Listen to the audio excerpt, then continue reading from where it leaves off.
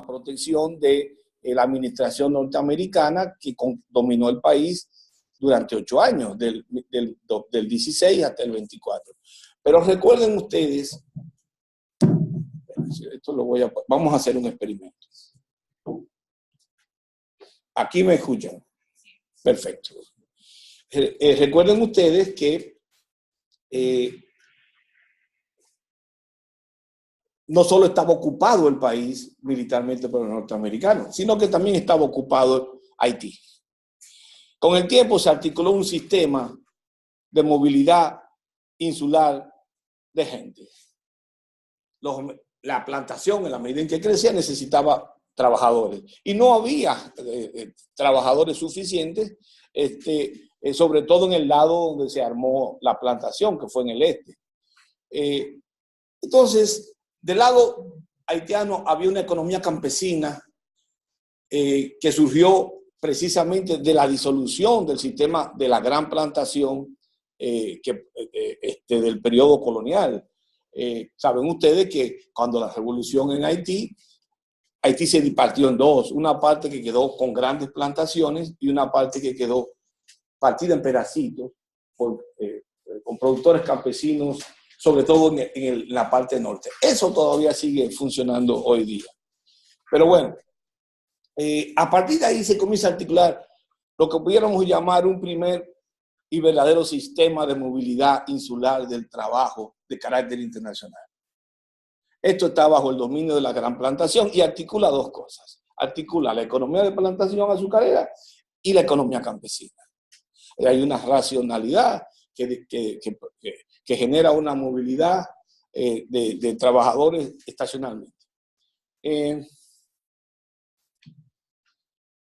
La industria azucarera, en consecuencia, es la protagonista, y lo fue hasta ayer, de esa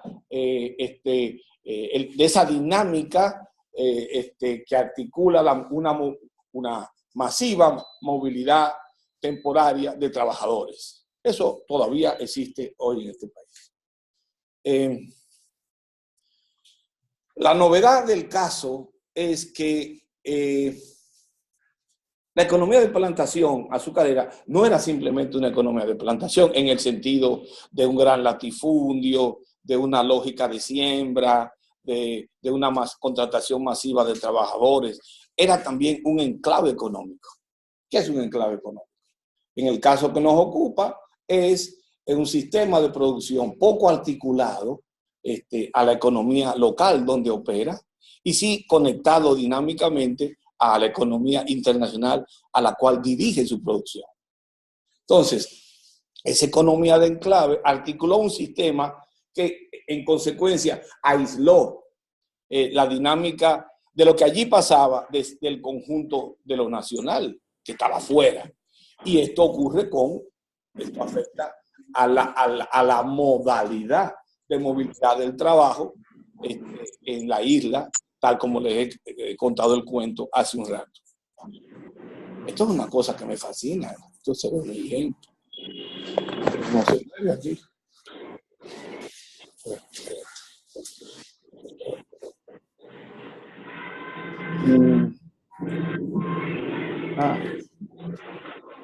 Le he dado a todos los botones. Se movió ya.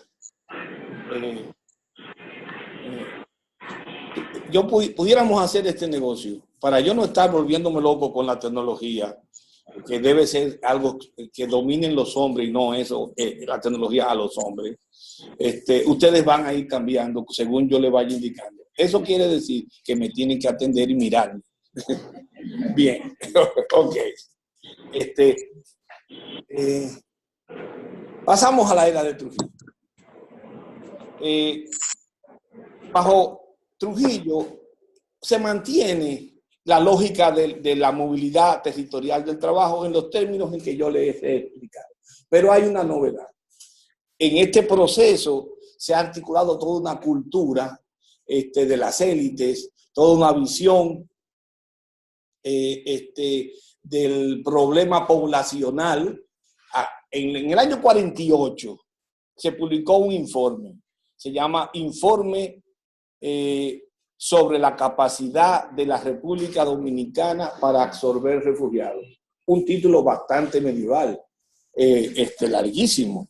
Y allí se intentaba demostrar que el país tenía una enorme capacidad para absorber población, porque tenía grandes zonas desoladas que podían ser objeto de producción. Y se estimulaba a que viniera una inmigración de blancos, porque esos blancos sí tenían tecnología, sí tenían una cultura civilizada, sí tenían capacidades para hacer de su poblamiento una contribución al crecimiento, al desarrollo, a la civilización del país. Eso se escribió en el 48. Un texto importante para entender todas estas cosas en las que ustedes se están metiendo en un lío sin darse cuenta, pero bueno, para entender la migración. Se incuba una ideología donde se piensa que la raza tiene que ser blanqueada. Recuerden ustedes que lo que quedó aquí fueron negros esclavos y 2 o 3 familias blancas que eran sus propietarios, que terminaron mezclándose y produjo esto que yo soy ahora. Bien, ok. Entonces hay un proyecto que pudiéramos decir, en cierto modo hay un proyecto etnonacional de que los blancos son los que deben, este país tiene que hacerse blanco para poder crecer. Pero bueno, hay toda la experiencia de la matanza del 37 y Trujillo estimula el segundo fenómeno importante que a nosotros nos interesa desde el punto de vista del tema internacional, recuperar aquí. Y hay un primer hecho, la articulación de ese sistema de movilidad insular del trabajo, que es un fenómeno internacional.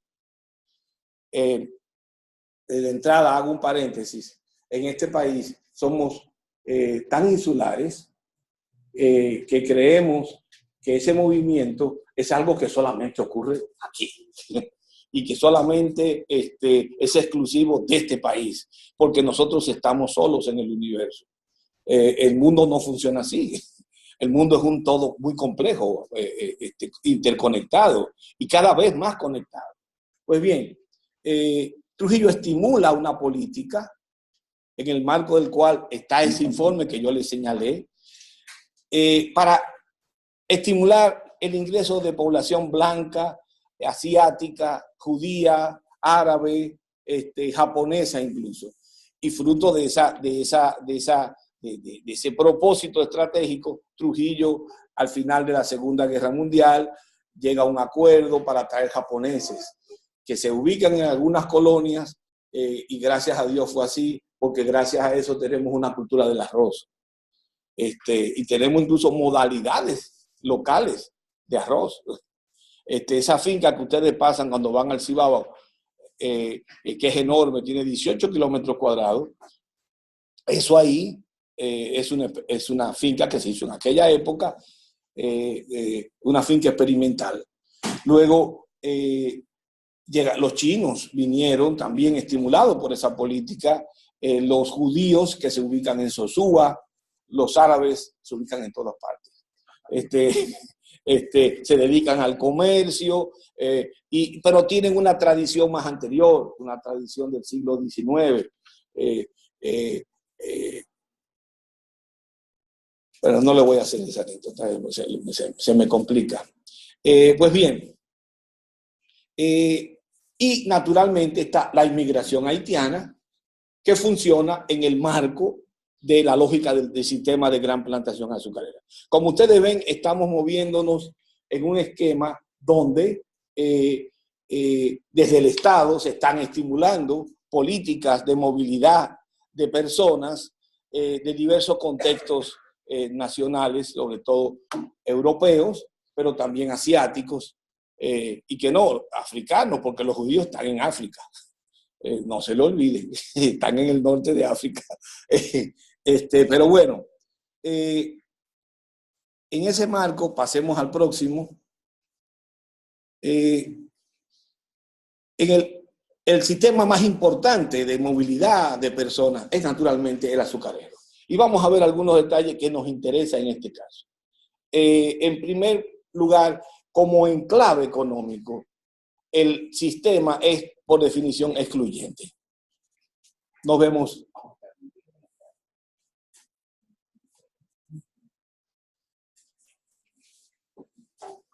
El enclave, por definición, rompe la conexión con el Estado-nación, con la sociedad más amplia. Y esto afecta a la política de asentamiento humano en la gran plantación. El Batey es el producto de eso. El Batey es un campo de concentración. Se concentra gente ahí. Se supone que por el periodo que van a estar en la zafra, allí se les suple de vivienda, si es posible agua potable, si es posible una infraestructura energética, condiciones sanitarias, etc. Y ahí básicamente reproduce su fuerza de trabajo el que vive allí.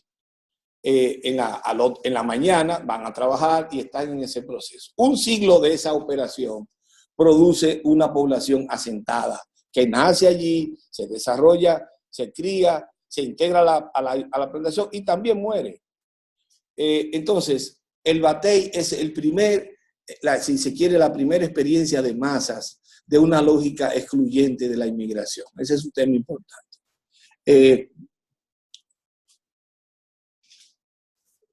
Sin embargo, a partir de los años, de la mitad de los 80, hay lo que podríamos llamar una diáspora de la inmigración haitiana.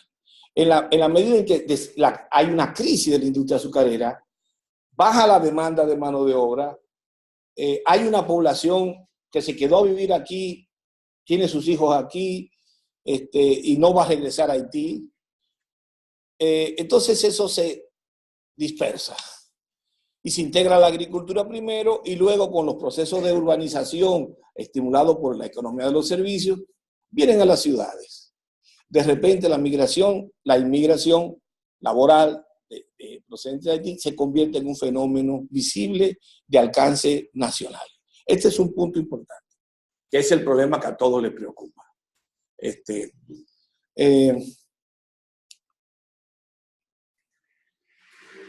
La crisis azucarera coincide con un proceso importante de democratización del país. Coexiste con un proceso de cambio cultural importante en este país.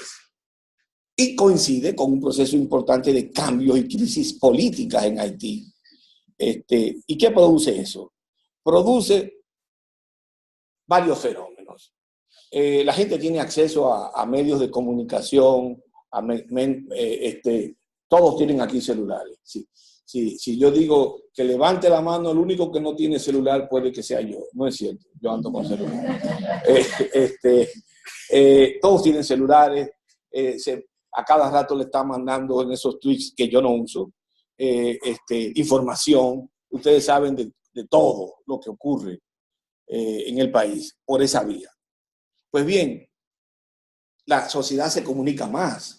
Hay mayor visibilidad de los fenómenos políticos y sociales, y la migración es uno de ellos. La migración se convierte en consecuencia en un objeto de captura desde el punto de vista de las agendas temáticas de la política de partidos. La migración pasa a ser un componente de la vida de los partidos. Un grupo dice que nos van a comer vivos a todos de noche, van a llegar a nuestras casas, se van a robar nuestros niños, van a comer. Otros dicen que no, y hay un tema de debate nacional sobre la inmigración. Entonces, la inmigración pasa a ser un fenómeno político, ya no solo social.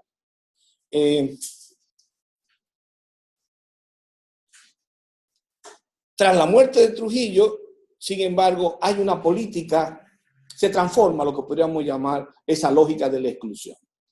Sin embargo, esa migración tiene una presencia nacional. Esa lógica de exclusión se hace más difusa, se hace menos perceptible. Pero también hay una lógica de inclusión que está funcionando, coexistiendo. Es un tema interesante. Hay un libro muy lindo de un amigo, lamentablemente hoy fallecido, que se llama Fran Báez, no el libro. El libro de Fran se llama Vecinos y extraños. Es un libro bonito donde él demuestra, a propósito de un barrio, la difícil relación entre los inmigrantes haitianos que viven ahí con sus vecinos dominicanos. Pero no es una relación unilateral.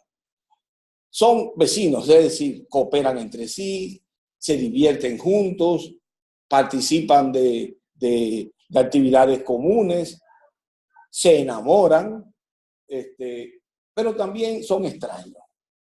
Hay distancias sociales, hay el efecto de toda la carga cognitiva que supone que estos son inmigrantes y además, para colmo, haitianos.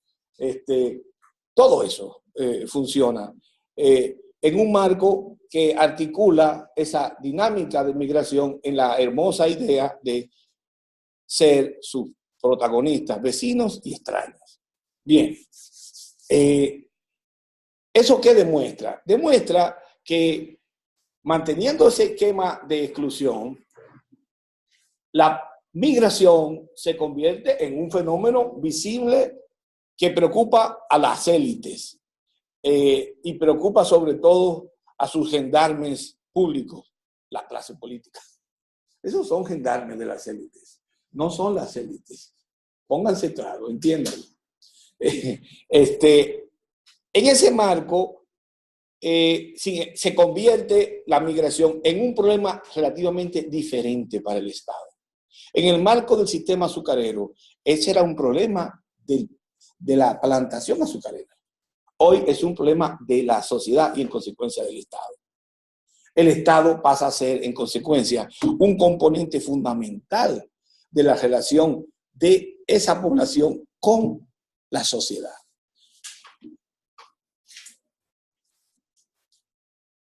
¿Ese es el nuevo? Sí. Ok. Sin embargo, según el país va cambiando, se va articulando otro fenómeno. Hasta ahora le estamos narrando la película interna, o en todo caso insular. Vamos a ver ahora el caso más amplio. El caso ya de los dominicanos haciendo pininos como un cuerpo social vinculándose a una realidad extra insular, a un cuerpo social más amplio, que es el mundo de la emigración. Aquí vale la pena referirle un punto. Es muy... la literatura sobre este asunto se pierde de vista a veces un tema importante, es que la mayoría de las experiencias y las dinámicas emigratorias de importancia de masas no son un producto un mecánico unilateral de la necesidad económica de los países hacia donde van la gente. Evidentemente, se conectan a grandes procesos de cambio económico en el que se generan demandas de mano de obra y se nutren de esos migrantes. Pero casi siempre hay grandes acontecimientos en el orden social y político que son los que precipitan estos fenómenos. Este es un caso interesante. Por ejemplo, la inmigración irlandesa a Estados Unidos tiene mucho que ver con la crisis del hambre en Irlanda, la crisis de la papa. Los irlandeses son unos comedores de papas, beben cerveza como locos. Como no les gustan los escoceses, se beben el whisky escondido. Creen que solo beben whisky, Guinness, pero no es cierto, también beben whisky, pero eso no lo dicen. El punto es que la gran inmigración irlandesa a Estados Unidos tiene que ver con una crisis, con una hambruna en su país de origen. La inmigración constitutiva de Estados Unidos, que es la emigración de los primeros pobladores campesinos de origen inglés en el sentido puro, es decir, de Inglaterra. Esa gran inmigración tiene que ver con un proceso de gran expropiación de la tierra por parte de los grandes terratenientes en Inglaterra, su conversión en personas sin tierra o muy pobres y se fueron a Estados Unidos y allí fundaron ese país. Seguimos adelante. La gran inmigración polaca, de la cual hay un libro muy bello, que se llama El campesino polaco en los Estados Unidos, algo así, de dos sociólogos, Thomas y Naniewski, escrito a base de cartas. Eso es un libro importante que hay que leer. Es una inmigración que tiene que ver con las grandes desgarraduras del Estado polaco, con sus grandes crisis, y los problemas del campesinado, sobre todo con el dominio alemán. Y sigamos. La inmigración dominicana a los Estados Unidos, si bien tiene su primer conato a finales de los 50, se dispara tras la Revolución del 65, que coincide con una apertura relativa de los mecanismos de los requisitos para la inmigración por parte de los Estados Unidos, en una ola de necesidades de nueva mano de obra en la manufactura, en áreas como, sobre todo como Nueva York, pero es la Revolución del 65 la que abre la llave de la inmigración. Los americanos dieron miles de visas a campesinos del Cibao y a gente de la clase media de las ciudades. La gran emigración salvadoreña es el resultado de una guerra civil. Ese es un punto muy importante. La guerra civil fue un mecanismo tras el cual, de alguna forma, ese conflicto tendió a amortiguarse, a paliarse. O sea, casi siempre las necesidades económicas de la expansión del capitalismo como sistema mundial, desde el punto de vista de la migración, viene acompañado de algún tipo de evento que facilita la articulación del sistema de masiva movilidad de personas. En los 60 se inicia la inmigración dominicana a los Estados Unidos. Y allí, en Estados Unidos, los campesinos se convierten en trabajadores urbanos. Un amigo a quien yo aprecio mucho, un dirigente político hoy un poco retirado, de una inteligencia superior y una agudeza mental que siempre he envidiado, decía que el proletariado dominicano existía y que no era cierto que en este país no hay una clase trabajadora, existía, pero que esa clase vivía y se produjo en Nueva York. Y de cierto es un poco en broma, pero esa broma tiene algo de verdad.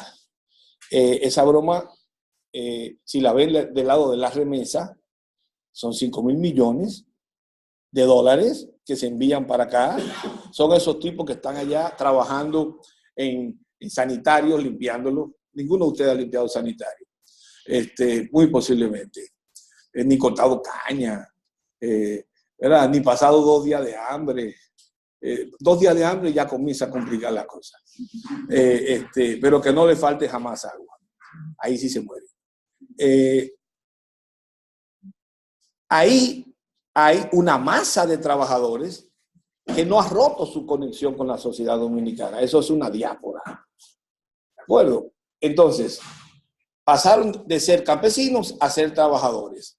Y luego pasaron a ser remesadores del punto de vista de la dinámica de la migración. Mandan 5.000 millones de dólares aquí.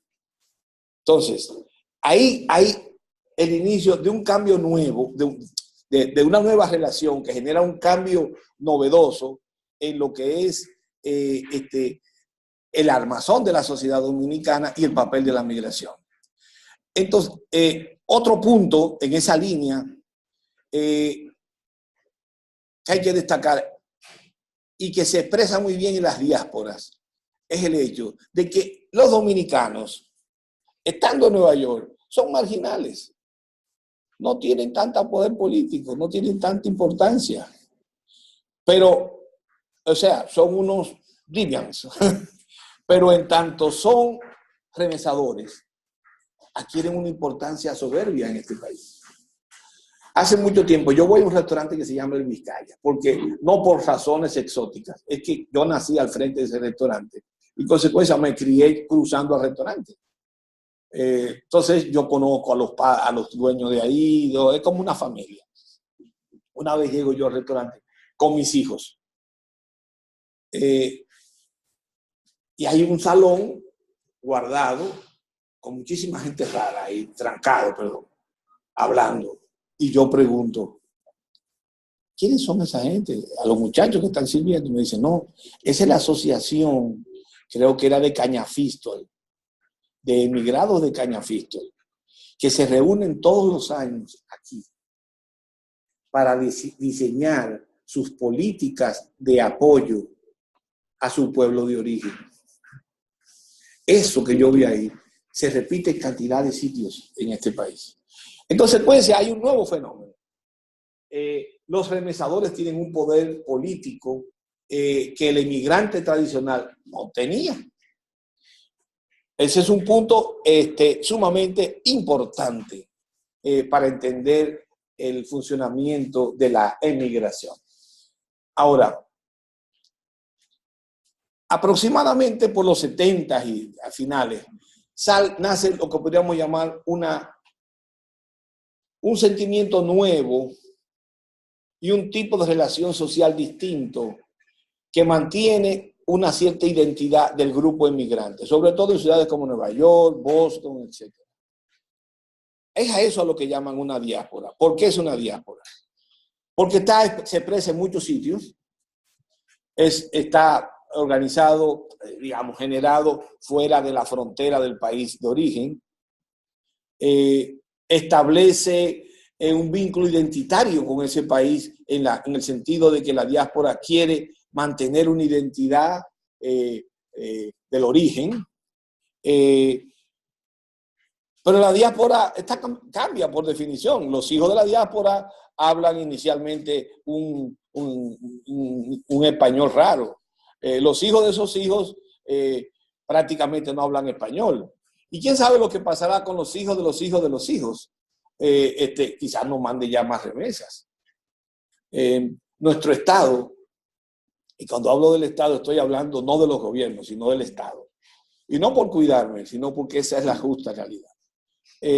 No entienden eso.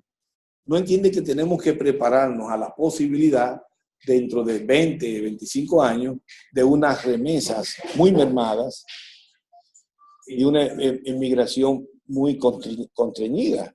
Y eso va a significar un cambio importante acá. Pero mientras tanto disfrutemos la remesa.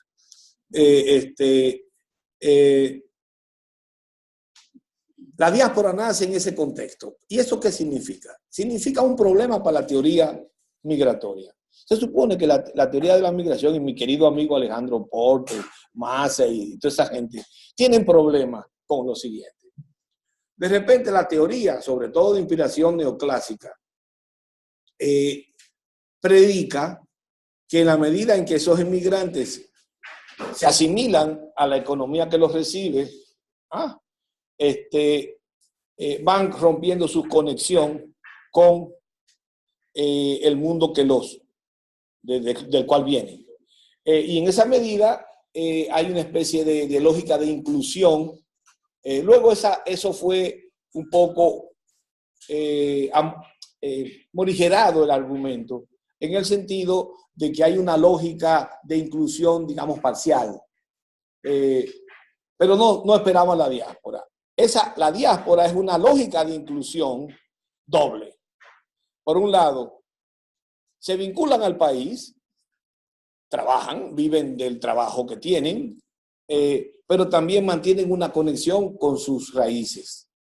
Y eso implica muchas cosas. Implica que el lazo con el país de origen por lo menos se prolonga. Número 2, asigna un nuevo papel a la familia.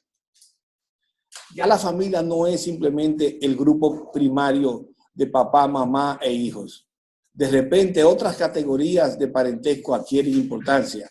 Por ejemplo, las viejitas abuelas que se quedan por aquí pasan a ser clave para administrar los fondos que se envían aquí como ahorro. Eso es un punto importantísimo. No confían en los bancos, y tienes razón. No, es una broma. ¿Cómo? Ajá. No confían en los bancos. Entonces sí confían en la abuela. La abuela se abre una libretica de banco, de ahorro, nada de eso de cuenta corriente ni nada de eso. Y entonces se va metiendo dinero ahí. Cuando hay que decidir quién de la familia debe viajar, la abuela es un punto fundamental de referencia. O el tío mayor, etc. O sea, se mantiene entonces una conexión con la sociedad local. Y eso va generando una nueva cultura. Por ejemplo, el desfile de los dominicanos en Nueva York, el desfile periodo tan importante como el de Macy,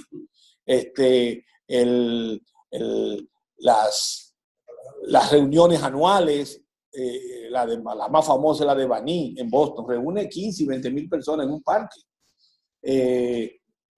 La llegada aquí en Semana Santa o en Navidad a ver a la familia y que traen un paquete de regalos, y todos los líos que producen en el aeropuerto, etc.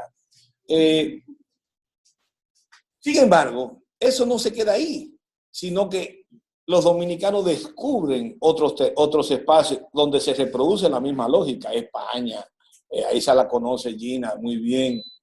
Gina es nuestra especialista en eso. Para mí es un misterio, yo no sé casi nada. He leído 3 artículos sobre el lío de España, pero no sé más nada. Y además se abre un escenario caribeño en esta materia, de forma tal que el Caribe se comienza a articular como un espacio ya no solo de emigrantes hacia las ex metrópolis o hacia las nuevas metrópolis, como Nueva York, sino las viejas metrópolis como para Jamaica, Londres, o para Haití, París. Tienen un privilegio enorme los haitianos. Ustedes saben lo que es estar conectado a París. Es una cosa fuera de serio. Solo de llegar a París uno se siente nuevo. Eso es una cosa del otro mundo. Y los haitianos de la clase media no son tan ridículos como somos nosotros, de que nos vamos a Miami, cosa aburrida. Van a París. Tienen un intelecto superior al nuestro. Entonces, entre París y Miami hay una diferencia del cielo a la tierra. Pero bueno, entonces, de repente, la inmigración nuestra, estamos hablando de la criolla, se convierte en un fenómeno global. ¿Ah? Ahora bien, nada de esto pudiera ocurrir sin ciertos fenómenos de tipo tecnológico, de tipo económico y de tipo social.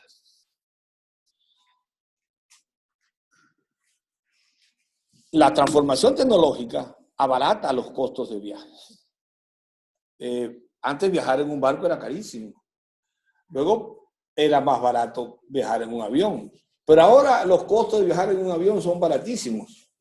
En determinada coyuntura. Si usted se pone de parejero a querer viajar en una época entonces usted está mal. Usted tiene que viajar al revés. Tiene que venir de Estados Unidos en Navidad, no, cuando terminan las Navidades y viceversa. Entonces eso permite que usted ahorre. Pero bueno, yo tengo un hijo que vive en París, que ese es un experto. Consigue viajes a $200. Una cosa única. Pero bueno, pasamos al próximo.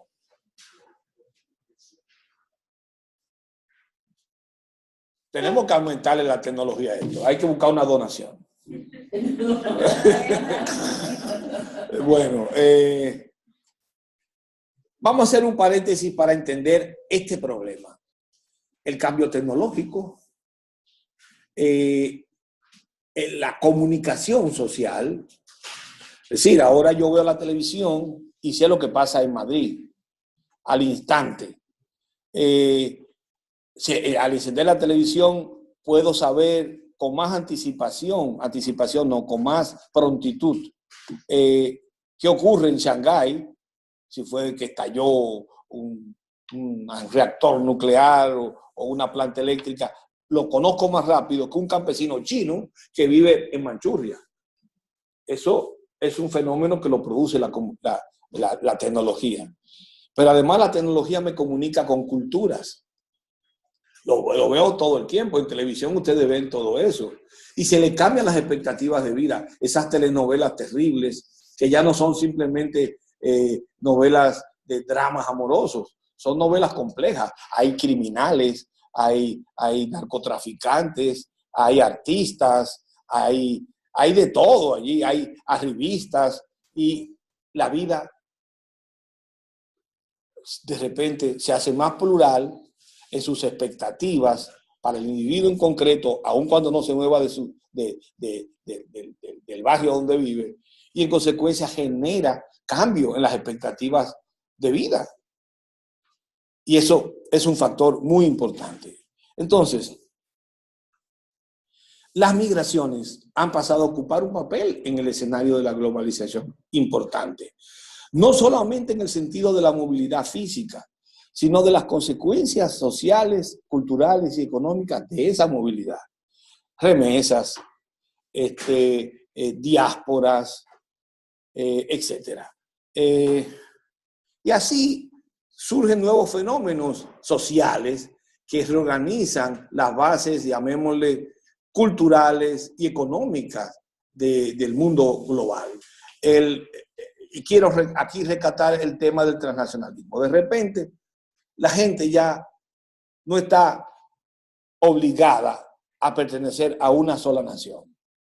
De repente usted tiene lealtades múltiples. Es como que usted tenga su esposa, a quien usted quiere mucho, y se le ocurrió buscarse un amante y que termina queriéndole igual. Entonces no sabe qué hacer. Un ratico con la amante, un ratico con la esposa. Eso es un hecho que le estoy planteando. Eso pasa con la diáspora. Hay una bifurcación de la identidad en múltiples escenarios. Un vanilejo es vanilejo permanentemente, vive en Boston, pero él está en una expectativa muy cercana a lo que pasa en su pueblo. Le interesa quién va a ser el candidato a senador, quién va a ser el próximo alcalde, el diputado que propone el partido A, etcétera, etcétera, etcétera. Y discute y conversa e incluso viene a votar. Pero también ese vanilejo trabaja en una firma que tiene que ver con publicidad y se hace amigo de un asistente del alcalde de Boston y se interesa por la política local de Boston y termina resultando suplente de regidor en Boston. Ese tipo tiene 2. Entonces es un sujeto transnacional. Otro, que ese es de Tamboril. Trabaja 6 meses en Boston, o no digamos Boston, en Filadelfia, ciudad tranquila. 6 meses allá trabaja en un empleito que tiene para personas que lindan los 70, como en mi caso. Pero él tiene unas vacaciones largas y viene aquí y trabaja en un pequeñito museo en Tamboril, un museo del tabaco. Ahí trabaja él. Y tiene 2 trabajos, 2 lealtades laborales y funciona así. Ese es un sujeto transnacional. Ese es una nueva figura social que surge con la globalización en torno al tema migración. Eso no solamente se queda entre migrantes, no solamente ocurre entre los migrantes y quienes los emplean, afecta también a los estados. Y los afecta no solo en la relación de los estados con esas poblaciones, sino la relación entre los estados entre sí en aquellos países a donde van o de donde vienen esos migrantes. Por ejemplo, la política de doble nacionalidad afectan a los estados receptores. De alguna manera complica la cosa. Y eso implica lógicas de acuerdo. Pero eso no solamente debe ser leído por la vía negativa, también por la vía positiva. Por ejemplo, los políticos dominicanos nutren parte de su campaña de viajecitos que hacen a Nueva York y reciben dinero, reúnen dinero de los dominicanos. De ahí que todos se pelan por participar en la marcha que se hace. A todos los políticos, todos los partidos están ahí. O los vanilejos por ir el convite vanilejo, así se llama. Todo eso lo sé porque mi mujer es vanileja. Entonces yo me sé todo eso. Y mi hija me cuenta, porque mi hija va todos los años. Es decir, hay un nuevo esquema que articula las relaciones entre los estados mediado por la migración. Hay todo el problema del delito. El delito de que cometen los migrantes involucra dos esferas digamos, jurídico-políticas. Entonces, los deporto, pero no lo puedo deportar por deportarlo. Tiene que haber una cierta justificación, tiene que haber un apego al debido proceso, etc. Por ejemplo, los mexicanos han articulado toda una política en torno a sus consulados para defender a sus emigrados. Ese es un punto importante. Entonces, como ustedes ven, hay una transformación. Pero ese cambio en las relaciones entre los estados, ese cambio entre ese nuevo papel del transnacionalismo en la política mundial, fuerza al cambio de lo que es la naturaleza de la democracia. Tráigale el cheque que todavía. 5 minutos, pero usted no tenía que pasarlo, nada más me lo decía. Se asustó. Aunque yo creo que ellos están contentos, se sienten felices, pero lo veo sonriendo. La democracia misma queda afectada. Ahora se trata de una democracia cuyos cimientos no quedan limitados al Estado nacional, a la idea de la soberanía. Ahora la democracia cosmopolita supone que los estados que participan de una comunidad global tienen compromisos con otros estados y con otra ciudadanía. Entonces ese es un punto que afecta incluso la naturaleza del derecho. Estamos terminando, creo. Tú vas como por el 8, ¿verdad? Sí. Eso es. Eso nos obliga a que a partir de la migración tenemos que comenzar a repensar muchas cosas. Tenemos que repensar lo que es la política en ese marco globalizado, transnacional. La soberanía pasa a ser un fenómeno que no se agota en los límites del Estado-nación, sino que de alguna manera tiene tentáculos y ramales con otros estados y en consecuencia tiene que ser compartida con otros países. No se alarmen. Cuando firmamos un tratado de libre comercio, estamos cediendo soberanía. Porque lo que para nosotros era un atributo libre de cobrar los impuestos que nos diera la gana, al decir que tenemos un tratado que liberaliza los mercados, ya no le cobramos impuestos y cedemos soberanía. Señores, es así. Ojalá los políticos estuvieran sentados aquí y escucharan estas cosas.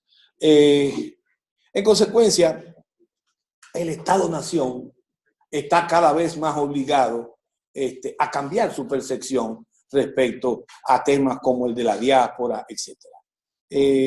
Surgen agendas políticas, agendas sociales más amplias que conectan en una relación compleja lo local y lo global. El caso del restaurante Vizcaya, en el que los tipos se preocupan por su país, pero ellos generan el dinero en Estados Unidos. Y los actores que están involucrados en esto son igualmente globales y locales. Y hay una nueva lógica de gobernanza. Esa cosa extraña que Vaca hablaba de la gobernanza, que yo no entiendo todavía bien. No todos hablamos y además nos ponemos serios. La gobernanza migratoria. Y entonces todos persuadimos a cualquiera. Al que le digan, mira, eso tiene que ver con la gobernanza migratoria, amigo. Entiéndelo. Ya, no habla más. El otro. Estoy acelerando. Ahora, ¿qué lugar ocupa el Caribe en esto? Este es un tema, hola. es un tema que tiene su pespunte, como diría mi abuela. Para comenzar, el Caribe tiene una historia migratoria, comenzando porque se constituyó como un espacio social en torno a la importación de esclavos y la importación y el movimiento de los esclavos en el Atlántico para acá es un movimiento migratorio forzado. Hay otro problema importante en esto. Tenemos unos amigos difíciles, Estados Unidos y Europa. Por siglos han sido quienes nos han tutelado, por no decir algo mayor. Y ahí hay una relación difícil, y esa relación está mediada hoy día por el creciente e importante papel de las relaciones migratorias del Caribe con esos países. Y en particular, por ejemplo, los jamaiquinos con Londres, los haitianos con Quebec y Miami, los dominicanos con Nueva York y Madrid. Y así podemos decir muchos ejemplos. La geopolítica regional ha tenido que ir incorporando cada vez más este nivel de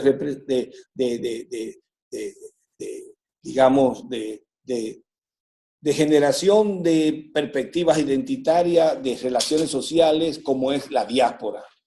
Incorporarla en sus lógicas políticas y en sus lógicas de articulación. Y ahí me dio el impulso de hacerle una provocación.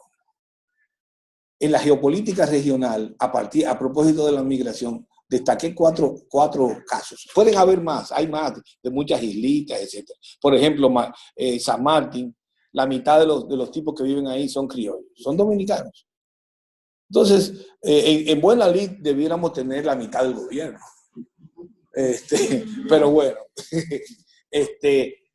yo hablo de Cuba, que es un rebelde domado hoy. Ya no es el rebelde que financiaba la guerrilla en el Cono Sur. Es un rebelde domesticado y en gran medida tiene que ver esto con la presencia fuerte de Cuba en Estados Unidos y la necesidad fuerte de Cuba resolver el problema que tiene con los Estados Unidos. Pero República Dominicana también está con problemas ahí, porque nosotros tenemos serios problemas para articular una democracia funcional y aquí la migración juega un papel muy importante, desde el punto de vista del voto, desde el punto de vista del papel que pasan a tener los Estados Unidos en nuestra política interna, etc.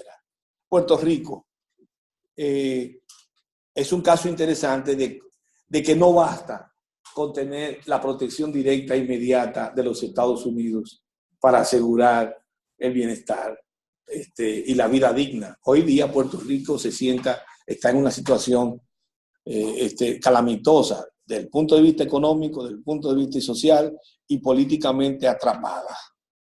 Haití, hasta cierto punto, Haití es una democracia que pudiéramos decir casi irrealizable, casi imposible. Yo no digo imposible, pero para no cerrar toda esperanza, pero es con lo que ciertas personas, yo lo estoy diciendo no despectivamente, otros lo califican como Estado fallido. Estado fallido en cualquier cosa. Acabo de leer un artículo de Volpi, un famoso novelista mexicano, donde él escribió un libro para demostrar esto, que México es un Estado fallido. De repente todos somos medios responsables del fallo del Estado. Todos estamos viviendo en estados fallidos. Hasta los Estados Unidos se parece ser un estado fallido a la luz del nuevo incumbente, pero no importa. Y todo está conectado en este caso con este fenómeno que estamos viendo nosotros. Y el último, ese es el último, ¿verdad? Que era otro, ay Dios mío, qué vergüenza. Es el futuro de la democracia en este país y eso de la migración. Nosotros estamos obligados a asumir con responsabilidad el tema de la inmigración haitiana. Más allá del cuento de camino de la invasión, de los miedos, tenemos que asumir con responsabilidad la necesidad de nosotros producir políticas serias, políticas responsables que nos ayuden a controlar el fenómeno y establecer un marco de relaciones dignas entre los dos estados, de respeto mutuo y de recíproca soberanía. Cada país en su lado, cada dueño de casa en su lugar, pero en relaciones de buena vecindad. La inmigración es un problema geopolítico hoy día indudable. Está claro, y yo no soy de los que comparte esta idea, que al ser para los Estados Unidos la migración haitiana un problema serio, que lo tienen a 90 millas como posibilidad, el tema se convierte en algo que nos afecta. En consecuencia, hay una dimensión geopolítica del fenómeno migratorio que no basta con nosotros decir que es malo y que nos van a dar una pela o que nos van a meter aquí 6 millones de gente. Necesitamos generar políticas serias, políticas responsables que enfrenten estas realidades. La diáspora dominicana es un hecho real, pero podría tener un límite, podría agotarse en determinado momento y el transnacionalismo dejar de ser tan atractivo, y esto hay que pensarlo. Y finalmente, hay que tomar en serio el tema de la ciudadanía y la migración. La migración y el transnacionalismo migratorio nos lleva a nosotros a tomar muy en serio la idea de un ciudadano nuevo, que ya no debe lealtad solo a un territorio, que ya no debe solo lealtad a un estado, a una nación, sino que puede moverse en esferas diferentes y ser allí igualmente legítimo que él pelee por esos diversos escenarios. Yo tengo un hijo que vive en Francia desde los 17 años, una cosa así. Hoy tiene 33. Ese muchacho quiere a su país muchísimo, se preocupa por la política muchísimo, pero es un tipo que no va a venir jamás aquí. Vive en Francia, trabaja en una gran empresa que trabaja en la generación de toda esta cosa de las inteligencias artificiales y los robots, todo eso. Ahora se va para el Silicon Valley, en California, a trabajar ahí, el sitio de más refinamiento en este asunto. Ese no va a venir jamás, pero es un dominicano preocupado por los problemas dominicanos. Viene y vota cada 4 años. Se atormenta más que yo por las cosas que ve en la prensa. Entonces, ese mundo existe, está ahí. Como ustedes ven, la migración no es solo un asunto de números. No le quise dar un solo número. Le quise meter enésimos problemas. Y espero que esto les sirva de algo en el curso. Y les entusiasme con un tema que evidentemente es apasionante porque nos involucra a todos e involucra prácticamente a la totalidad de nuestras vidas de alguna manera. Aquí lo dejo. Y muchas gracias. No sé si hay preguntas. Podemos abrir algunas preguntas. Muchísimas gracias, Wilfredo. Yo creo que realmente abre muy bien este curso, en el cual trataremos de recorrer un camino para buscar respuestas y ver cómo estamos, aprender un poquito cómo estamos haciendo la gestión de la migración y cómo mejorar. Entonces, si tienen algunas preguntas, Rosana Vargas, que es la coordinadora de este curso, nuestra coordinadora curricular, nos va a apoyar. Sí. Bueno, pueden formular sus preguntas tanto de manera escrita, si quieren hacer una notita, tienen un papel y me las pueden hacer llegar y yo las voy a formular, o si también quieren levantar la mano y hacer su pregunta directamente. Los de arriba. Allá arriba hay una masa. Carlos está allá arriba, no vino. Carlos, el tico. El que trabaja a Bausa. Después del grupo que nos acompaña en la parte de arriba, le formulo la siguiente pregunta. ¿Cuál es el mayor reto para la República Dominicana en materia migratoria, en vista de que somos un país de origen, de tránsito y de destino? Una pregunta inteligentemente dicha. Qué bien. No, pero mejor léela todas y yo he hecho un rollo de cierre. Pues la siguiente dice, de manera breve. Ah, pues hasta dice que sea breve, ese tipo es un bárbaro, no le voy a responder. No, dime, Rosana.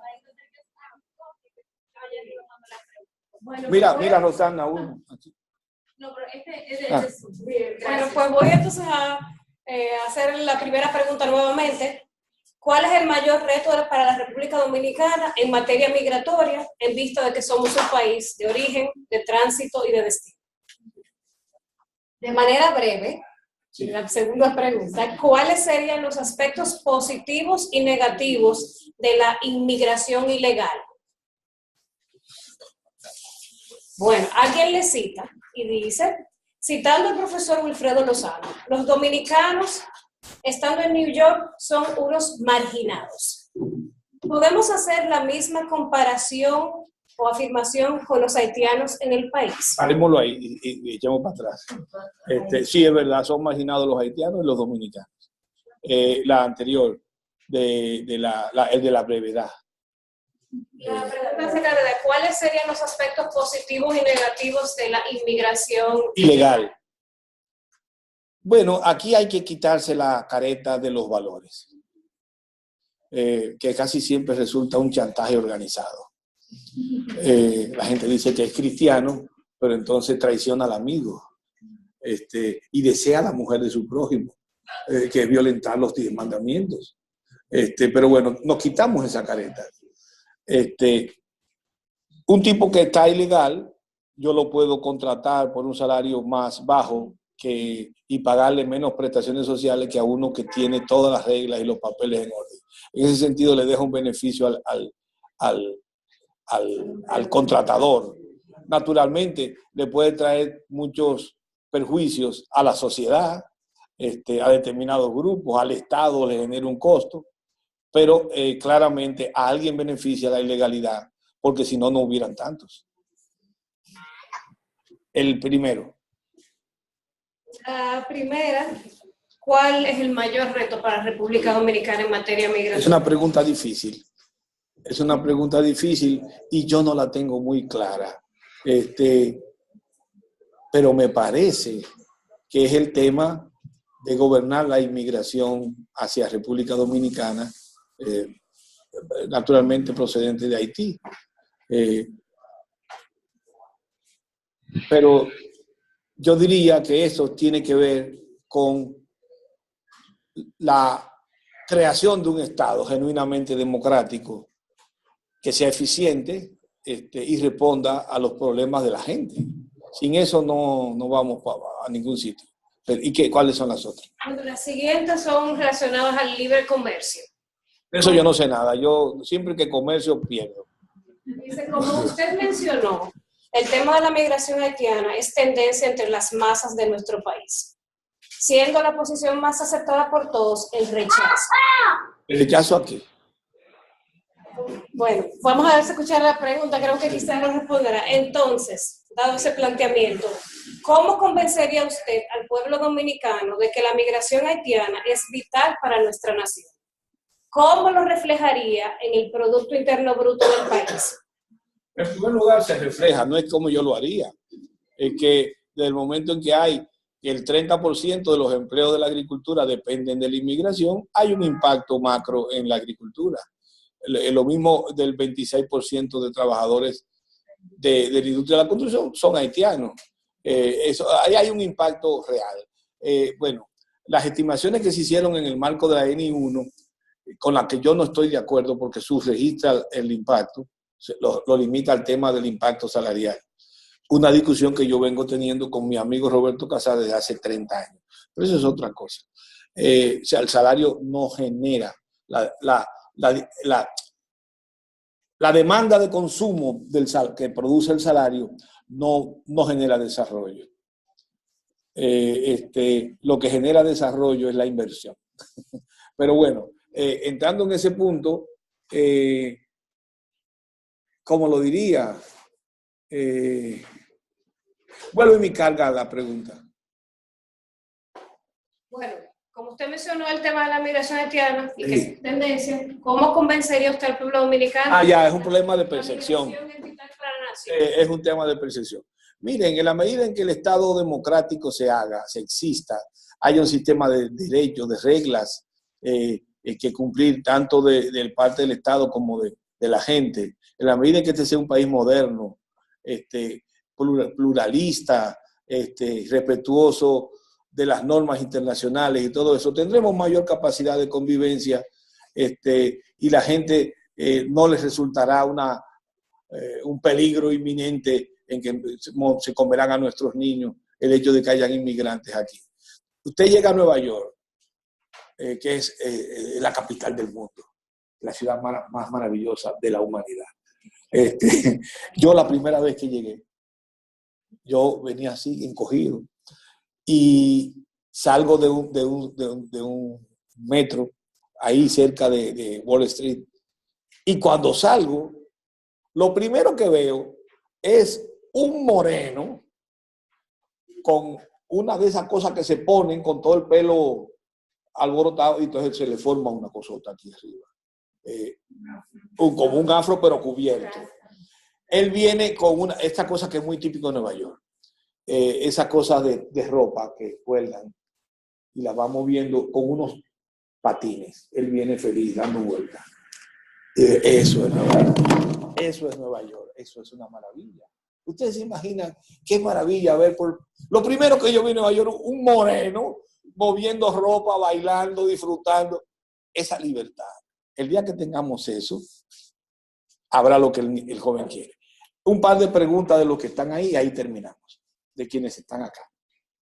Se dejaron ganar de los de arriba. Ay, qué barbaridad. Bueno, pero si no se animan, hay dos del grupo de allá arriba. Así que... Entonces sigue, suelta uno.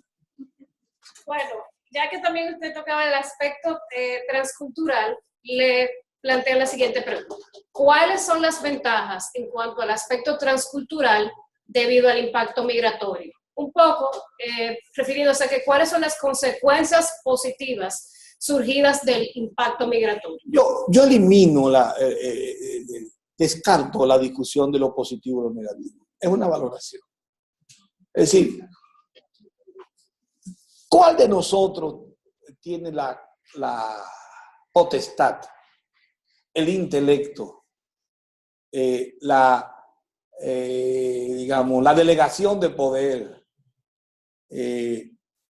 para decir que esto es positivo o aquello es negativo en el plano de la cultura? Ninguno.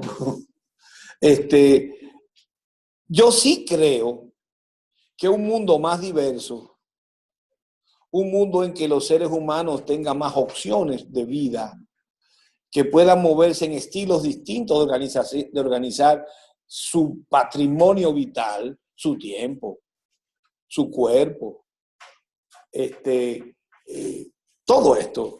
Un mundo así es mejor que un mundo en el que yo esté obligado a transitar siempre el mismo camino que camina todo el mundo.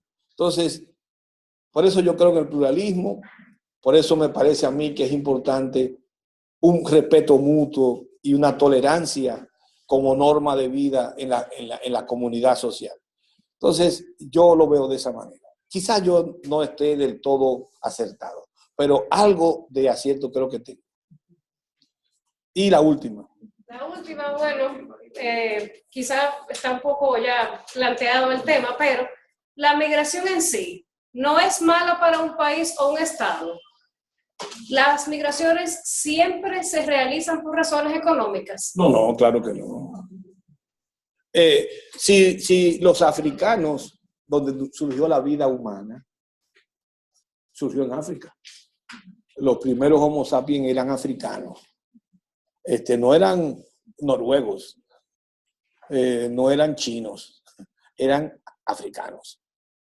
Si esos tipos no se aventuran a caminar, a moverse, no se hubiera poblado la tierra de los seres humanos. En consecuencia, la migración hasta cierto punto es casi un componente del cuerpo genético del ser humano. Esto es una especulación.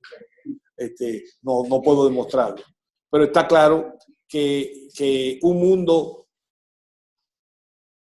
en que la migración tenga realmente un potencial de movilidad, de seguridad, de compartir civilizadamente entre culturas, es mejor y hace de la humanidad un sitio más vivible, un sitio más elevado, que un mundo donde todos estemos cuidándonos de todo y estemos aislados unos de los otros. Indudablemente que eso está mediado, alcanzar ese ideal, está mediado por guerras, prejuicios, desigualdades, todo eso.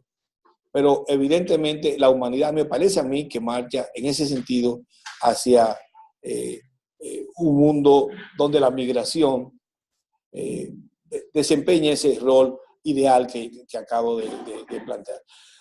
Ustedes no es que se dejaron engañar, que se le quitaron el puesto. En la tradición griega, el coro en la tragedia griega, juega un papel fundamental. El coro, que no son los actores, el coro es el que tiene la función del destino. El coro nos indica el camino inevitable de los actores. El coro se lamenta, el coro celebra, qué sé yo, Clitemnestra va a matar a Agamenón y el coro la condena, dice no hagas eso, mija, porque si terminarás muerta, y ella lo mata. Y así, ustedes son el coro. ¿Sí? Ocuparon la función del coro que dirige a los de arriba y a mí. Bueno, muchísimas gracias de nuevo.